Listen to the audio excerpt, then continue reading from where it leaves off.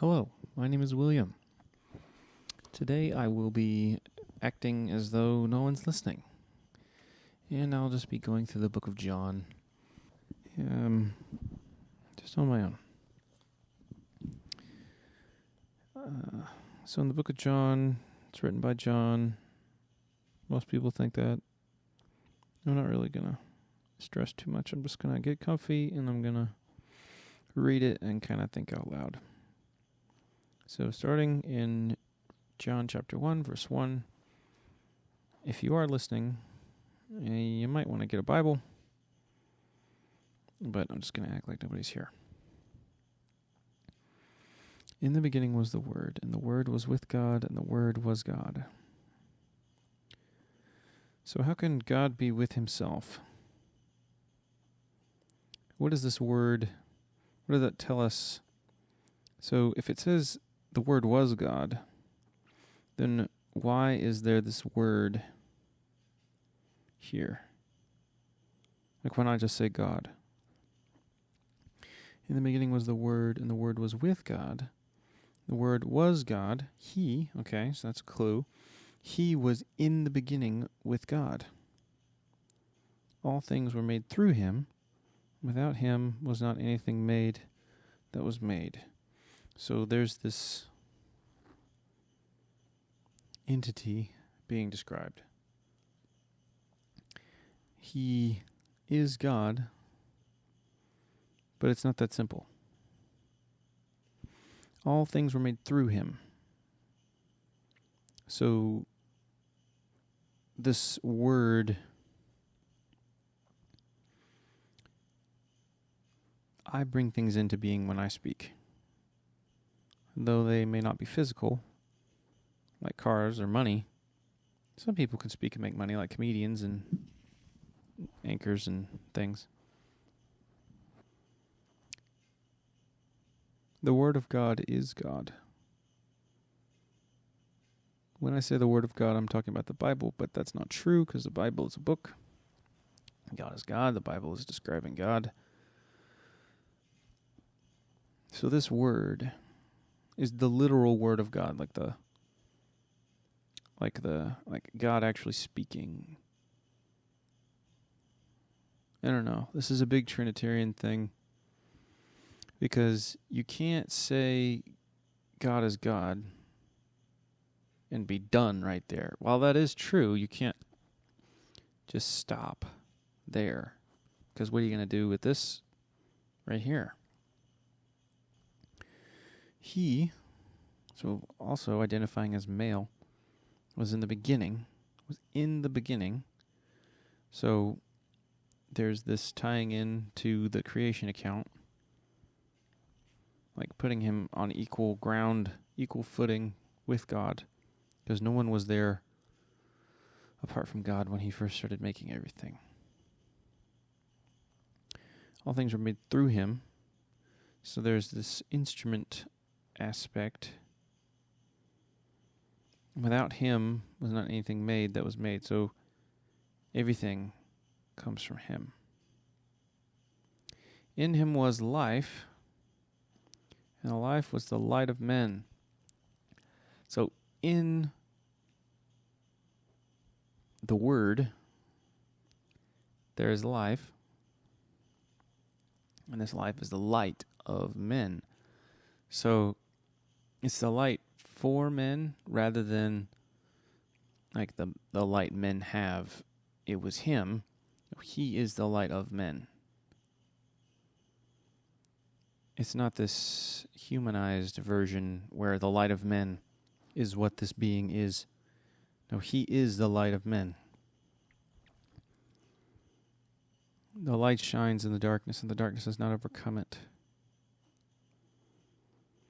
In the beginning was the Word, and the Word was with God, and the Word was God. He was in the beginning with God. All things were made through him, and without him was not anything that was made. In him was life, and the life was the life of men, the light of men. The light shines in the darkness, and the darkness has not overcome it. So I guess this is an enigma, purposefully. We're going to come back to this as the book goes on. There was a man sent from God whose name was John. So he's already broken out of this whole saying what it is and what it is not. He doesn't say what it isn't. He just says what it is in verses 1 through 5. In verse 6, we come out of the abstract for a moment. I guess this is an introductory question mark. It's like, what is this word? Who is this word? Not what is this word, but who is this word? Because in verse 2, he's described as he. So the next person who's mentioned is John the Baptist. There was a man sent from God whose name was John, who is not the author of John, by the way. He came as a witness, to bear witness about the light, that all might, flip the page, believe through him. He was not the light, but came to bear witness about the light. So he's very clear that he was not just describing this man John. The true light, which gives light to everyone, was coming into the world. He was in the world, and the world was made through him, yet the world did not know him. So how is that possible? To make something, and then that something not know who you are or acknowledge you? Because when you paint something, that painting contains something about you. Contains your thoughts that you had while you were making it, although it is expressed in the way that you moved the brush in certain ways and in certain frequencies, not explicitly giving an exposition about you. But the painting is not self-aware. Humanity is self-aware. So he was in the world, and the world was made through him, yet the world did not know him. He came to his own, and his own people did not receive him. So we're talking about the true light, because in verse 9 it says the true light, which means now we're describing the word that was mentioned before. So there's a brief mentioning of this man John.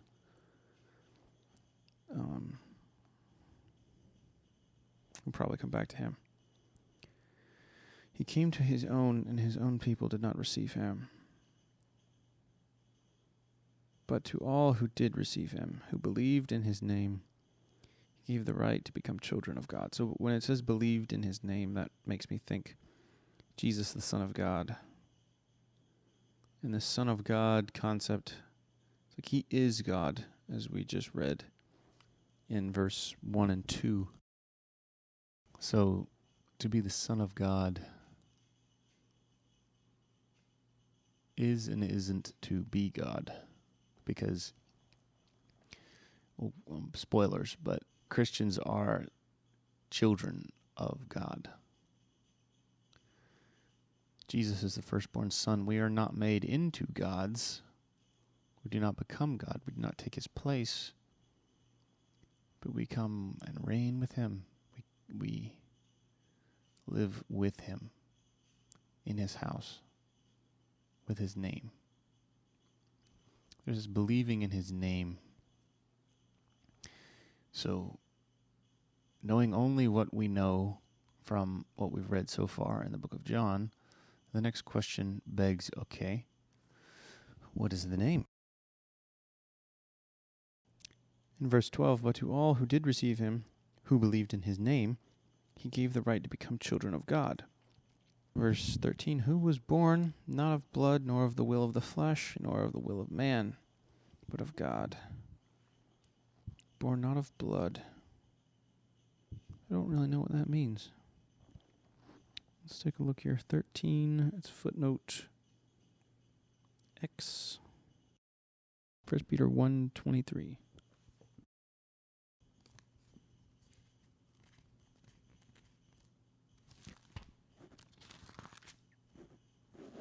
So First Peter 1:23 says, since you have been born again, not of perishable seed, but of imperishable. So he was not born of blood, meaning he was born of spirit. He came in the flesh, but he was not born of the flesh, as we all are, because we were conceived by sperm fertilizing egg, not born of blood, nor of the will of the flesh. So Jesus was not born because of somebody being aroused and having desire and finding someone and mating with them, nor of the will of man, such as a husband willing that his wife have a child, and they conceive the way everyone else has been conceived, but of God. So he was born of the will of God. Let's just back up to 12. But to all who did receive him, he believed in his name. He gave the right to become children of God, who were born not of blood, nor of the will of the flesh, nor of the will of man, but of God. So, who were born of God. So, but to all who did receive him, he who believed in his name, he gave the right to become children of God, who were born of God. And the Word became flesh. Okay. So, I was tripped up on that phrase, not of blood, nor of the will of the flesh. But he became flesh because he existed outside of the body. He was conscious and aware and alive before he was born. I have no memory of before I was born because I didn't exist. I had to be created. He was never created. So he was around for everything, but he entered into flesh. I am born of flesh. I did not exist before I was physically present on the earth. He was present. It's not in a physical sense before creation because creation had been created for him to be present in creation yet. But in verse 14, that changes. And the Word became flesh and dwelt among us, and we have seen his glory. Glory as of the only Son from the Father, full of grace and truth. Ooh. So we've gotten a good little detail here. And the Word became flesh and dwelt among us. So now this Word, who is God, who was in the beginning, the Word was with God, and the Word was God. He was in the beginning with God. All things were made through him. Is now flesh and dwelling among us. And we have seen his glory, glory as of the only Son from the Father. The only Son from the Father. So this is him. This is it. This is the only one. There is no other like him. He is a different kind. He's a different type, full of grace and truth. He wasn't powerful. He wasn't tall. Well, he might have been tall, but that's not what's in focus here. Focus is the fact that he is full of grace and truth. So verse 15, John bore witness about him and cried out, "This was he of whom I said, he who comes after me ranks before me, because he was before me." Speaking about verse 1, in the beginning, with God. For from his fullness we have all received grace upon grace. For the law was given through Moses. Grace and truth came through Jesus Christ. No one has ever seen God, the only God who is at the Father's side. He has made him known. Ooh, so this is good. This is very good. Let's see if I can do this. Okay. For from him, from his fullness, we have all received grace upon grace. So, I'm struggling here to perceive what perspective he's speaking from. Because from his fullness we have received grace upon grace. And it's hard to tell, again, what perspective he's coming from, because he's foreseeably speaking to Jews because he talks about the law of Moses. And, are you speaking he's speaking in the past tense because he, at this point, knows Christ is being crucified, because while he's living the story, he obviously doesn't know. But this is years later. He's writing this book, and he knows how it ends, so he's hinting here. He's hinting. He's saying, from his fullness, in his fullness? Which one was it? For from his fullness we have all received grace upon grace. So from his fullness, what is this fullness? What is this fullness?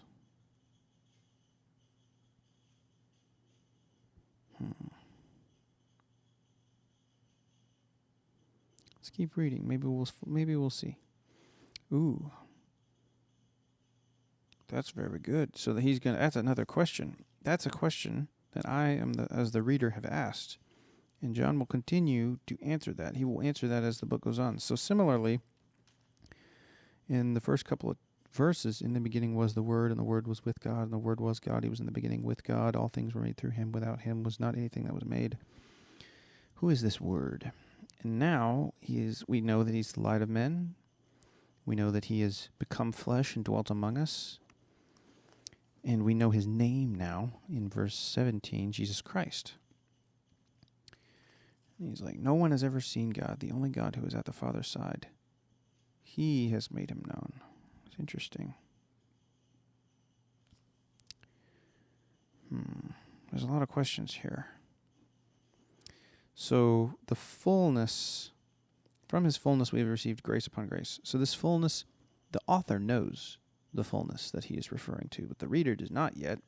The author will make that known as the book goes on, as he elaborated about the first couple. We already know so much more to start answering the questions that were posed in verses 1, 2, and 3. In the beginning was the Word, etc. So this fullness we will see. No one has ever seen God. The only God who is at the Father's side, he has made him known. So I've jumped to 18 again. Verse 18, chapter 1. No one has ever seen God, the only God who is at the Father's side. He has made him known. Let's take a look here. Or the only one who is God. Some manuscripts, the only Son.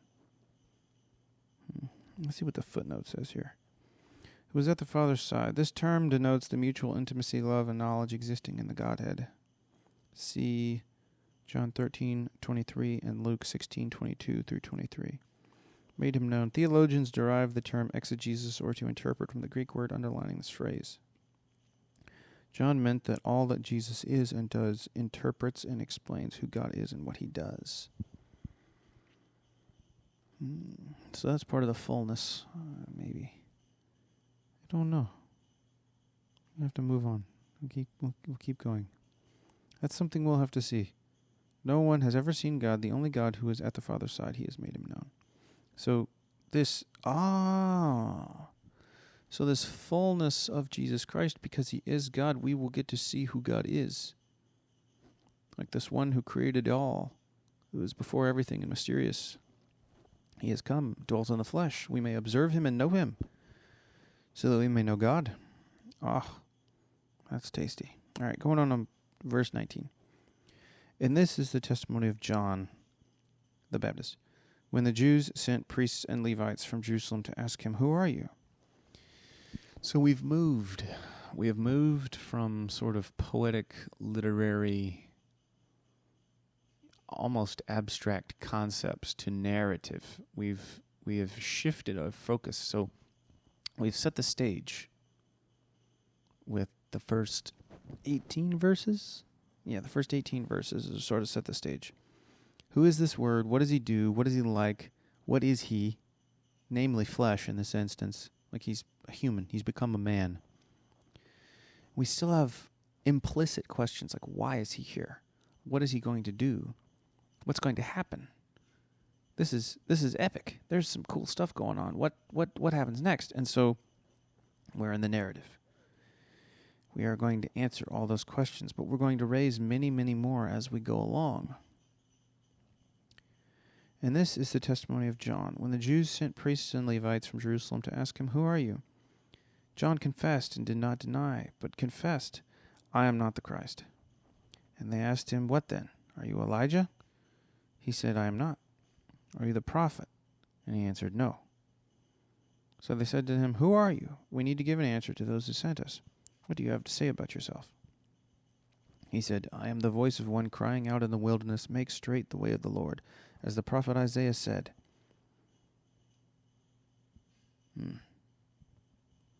So this interaction is very interesting. So earlier in verse 8. John chapter 1, verse 8. He was not the light, but came to bear witness about the light. Now, John himself, in the story, is narratively saying about himself, I am not the Christ. They also ask him if he's Elijah, and there's this understanding in the Jewish thought that Elijah would come, like the end times. And then they're also anticipating this prophet because Micah, or Malachi? Is it Malachi? Malachi is the last book of the Old Testament. And between the writing of Malachi and the coming of Jesus, there's like 400 years. So there's all this anticipation of like, is God going to send a prophet? Because Rome is oppressing Israel the same way, the Philistines were oppressing Israel, and God sent David, he sent Saul, he sent, different prophets like Daniel during the Babylonian exile, he sent Nehemiah, sent Ezra. God's been sending all these people to deliver the Jews from oppression, like Samson and others. And the Jews are under oppression again, so there's this anticipation that God's going to send somebody. And Rome is like the worst of the worst, all that jazz. And they say, are you the prophet? And he answered, no. So they said to him, who are you? We need to give an answer to those who sent us. What do you say about yourself? So, no word is given in this book without purpose. So they said to him, pretty straightforward. Who are you? Pretty straightforward. We need to give an answer to those who sent us. Now, that's a little strange. Why would they add that? What is that meant to tell us about them? The author has put that in there for a purpose. There is something that we are supposed to learn about them through this sentence. We need to give an answer to those who sent us. So they care more about reporting back to their superiors than they do about the actual goings-on, is what I draw from that. And we will see that. So this is a hint. I've read this a couple of times, and I kind of know where it goes. I got mega spoilers. But this sentence is not meant to tell us that straight out, but it's a clue. Many clues strung together make a statement. Many statements strung together make a argument. And an argument supported by evidence is fact. So this sentence is to give us pause. It's like, this is a bit weird. We got all this cool stuff, God coming down in the flesh. And you guys care about who sent you. Care about answering to who sent you. That's interesting. So then they ask him, what do you say about yourself? So that leads me to believe that John is spending most of his words talking about this coming light. And so these folks are like, okay, what the heck do you say about yourself, man? You've talked all about this light. Who are you? We want to know who you are. John is almost not bothered by who he is. Again, spoilers. There's content later on that will point in that same direction, but we'll get there. Okay. He said, I am the voice of one crying out in the wilderness, make straight the way of the Lord, as the prophet Isaiah said. So there's a passage in Isaiah. I think it's actually probably a good idea for me to flip to that. He's quoting Isaiah chapter 40, verse 3. I'm going to put the microphone down real quick.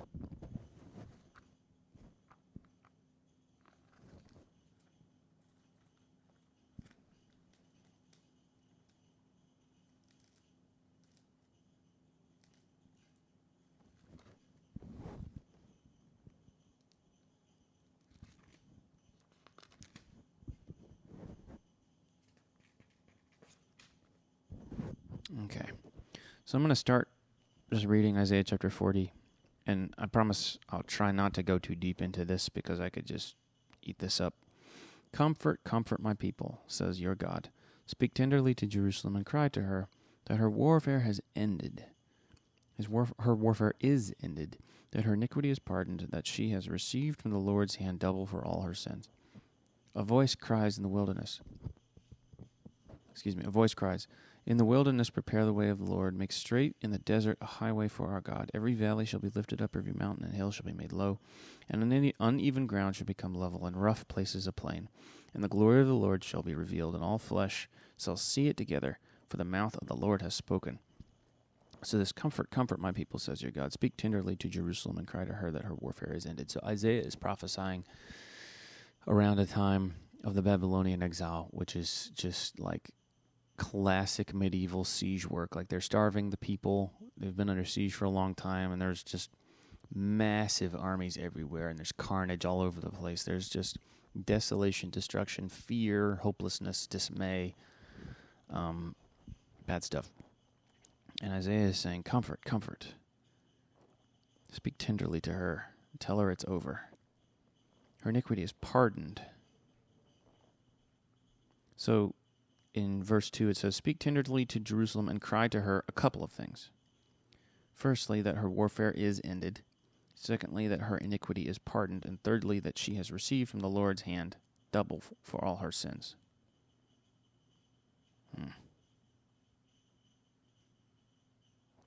Her iniquity is pardoned is in the middle.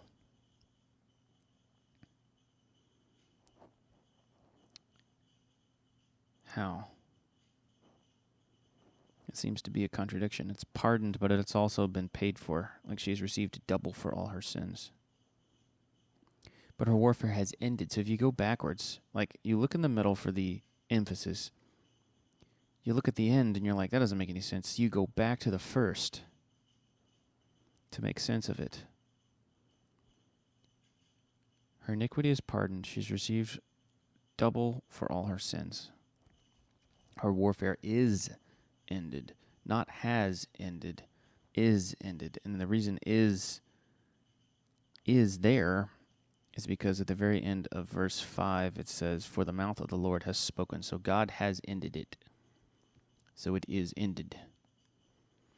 And this is what this points to Jesus very, very, very closely, because the warfare is going back to, like, how is God going to rid the world of sin? How are we going to be unenslaved to our bodies? Like, you know, the sexual desires that we seem to always give into, the greed, the ambition, the selfishness. We seem to always be slaves to that, always be servants of that. That's our warfare. And there's the whole thing about the New Jerusalem in Revelation, and that's the city the people of God will live in. So at this time, Jerusalem is a physical city being inhabited by Israel, which is the physical people of God. And there's this ascension from the physical Jerusalem, the physical Israel being God's people and God's city, to there's a middle ground, which we're in, where God's people are those who accept Jesus Christ, along with the Jews. That's a bit of a different topic. The Jews are still God's covenant chosen people, although they may not fully know him as he is meant to be known. But there is this middle ground where God's people are spiritual, and there will be a spiritual, physical Jerusalem with God's spiritual, physical people when sin is rid of the world, and that's mentioned in Revelation chapter 22. But like I said, I'm going to try to keep this short and go back to John. So there is this person in the wilderness, Isaiah chapter 40, verse 3. A voice cries in the wilderness, prepare the way of the Lord. Make straight in the desert a highway for our God. Every valley shall be lifted up, and every mountain and hill be made low. And the uneven ground shall become level, and the rough places a plain. This is so incredibly important, because while that is physically going to occur when God comes back and destroys creation and rebuilds it, like burns it, everything will be burned. He's talking emotionally, or like in the heart, like all the different paths that you can weave with your words to make people sort of not really know where you're coming from, like the true intentions of your heart. Those are being made straight, like Jesus Christ. And you'll see this as the narrative goes on in John. I just flipped back to John, so I promise we're getting back to that. But Jesus sees straight through into the heart. And he divulges this knowledge to his disciples, which is why John can drop sentences in here like, we need to give an answer to those who sent us. Because John has been given this insight that Jesus had by being his disciple, by getting this wisdom from God. And now, this is why we say the scriptures are inspired, because there is a wisdom that comes from God that comes from nowhere else. And these guys had it in spades, and we can have it in spades. We can't write Scripture. Again, I'm getting off topic, but there's this idea that Jesus Christ has come not to deliver God's people from the enemy that they expect, which is Rome. The hills will be made low and the valleys be lifted up, and the plains, like everything will be laid flat. Not in the way we expect, which is to be physical.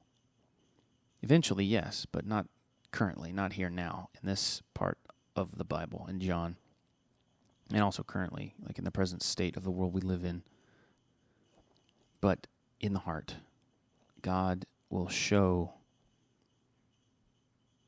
your true being, like who you really are, will be made apparent to you. God knows your heart. He knows who you are. He knows what you think. He knows all things. And this knowledge that you get from God, that He gives to you without reproach. Where is that? I'll probably add that in later. James 1:5. You can know the hearts of men.